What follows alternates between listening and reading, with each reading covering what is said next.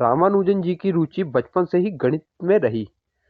जहां आज के विद्यार्थियों को गणित सिखाने के लिए एक्स्ट्रा कोचिंग और बड़े-बड़े ट्यूशन सेंटर्स की जरूरत होती है, तो वहीं रामानुजन जी ने बचपन में ही खुद से गणित सीख लिया था और आगे चल के वह गणित के बहुत बड़े विशेषज्ञ भी बने।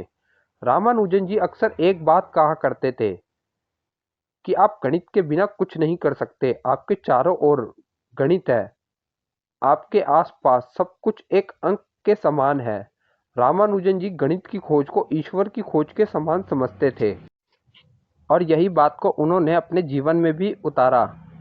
5 वर्ष की उम्र में वह स्कूल जाने लगे, लेकिन उन्होंने मद्रास के स्कूलों में ज़्यादा अधिक दिलचस्पी नहीं ली। हेडमास्टर के अनुसार वह इतने बुद्धिमान थे कि परीक्षा में दिए जाने वाले अधिक से अधिक अंक भी उनके लिए कम थे। स्कूल से पास आउट होने के बाद उन्होंने मद्रास के पचैयप्पा कॉलेज में दाखिला लेने की ठानी, लेकिन उनके अंग्रेजी और संस्कृत जैसे विषय में कठिनाइयां आने लग गई और आगे जाके उन्होंने अपनी पकड़ इन विषयों में भी मजबूत कर ली। कुछ कठिनाइयों के कारण उन्होंने अपनी पढ़ाई बीच में ही अधूरी छोड़ दी और अपनी खुद की रिसर्च गणित की शुरू कर दी। आगे चलकर वह भारतीय गणित सोसाइटी के संस्थापक रामस्वामी अय्यर से मिले और उन्हें अपना गणित का कार्य भी दिखाया और अय्यर उनके काम से बहुत प्रभावित हुए और उन्होंने रामानुजन जी को अपने मित्रों के पास भेज दिया। उनके मित्रों ने जब रामानुजन जी का कार्य देखा तो उन्होंने उनके कार्य की काफ़ी प्रशंसा की। सन 1913 में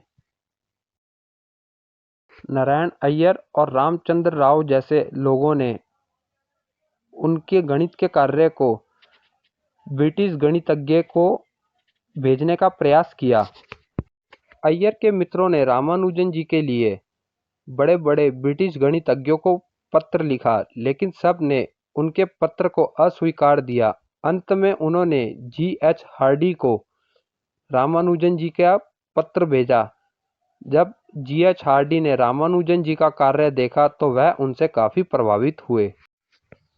जी.एच. हार्डी ने तुरंत रामानुजन जी को इंग्लैंड आने के लिए प्रस्ताव भेजा, लेकिन रामानुजन जी ने उनके प्रस्ताव को अस्वीकार दिया। उन्होंने कहा, मैं किसी विदेशी धरती पर नहीं जाऊंगा। तब कुछ समय रुक के हार्डी ने नेविले नाम के प्रोफेसर के साथ तालमेल बैठाया और रामानुजन जी को इंग्लैंड आने के लिए कहा।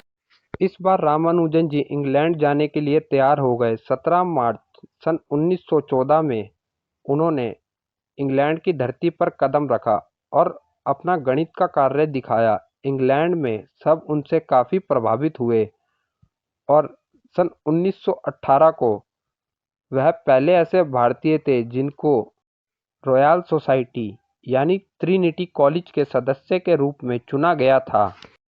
रामानुजन जी के जीवन में स्वास्थ्य की समस्या बहुत रही, क्योंकि वह शुरू से हिंदू धर्म से जुड़े रहने के कारण शुद्ध शाकाहारी भोजन ग्रहण करते थे और इंग्लैंड में उस समय शुद्ध शाकाहारी भोजन मिलना बहुत ही कठिन था।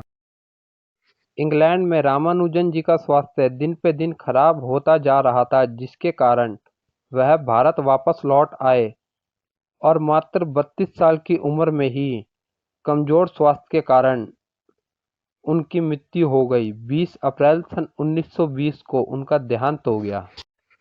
रामानुजन जी जैसे भारतीय के बारे में आपका क्या कहना है? कृपया कमेंट सेक्शन में जाके अपनी राय अवश्य दें। एंड फ्रेंड्स, कृपया इस चैनल को लाइक करें, सब्सक्राइब करें एंड शेयर करें। जल्दी मिलेंगे नेक्स्ट वीडियो में।